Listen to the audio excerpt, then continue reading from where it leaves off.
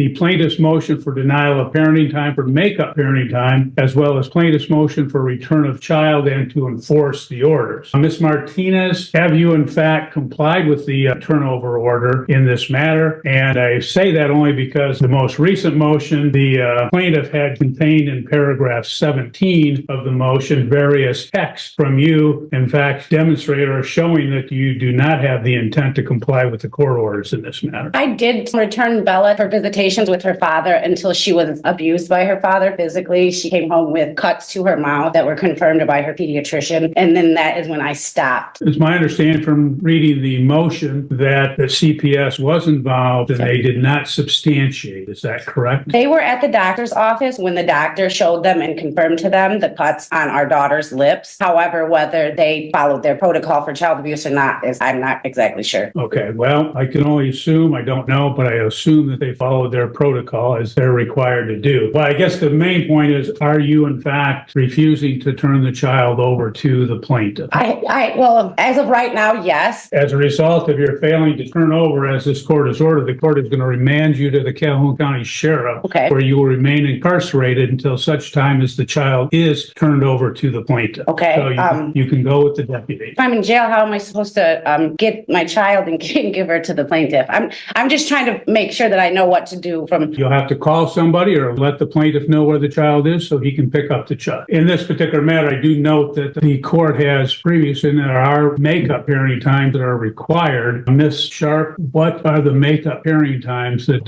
you've requested? Okay, so the first time was 29, and now my client's stating it's 34 overnight. 34 total or 34 this time? Additional. Okay, so we have a total of 63. Ms. Martinez, is that square with your understanding?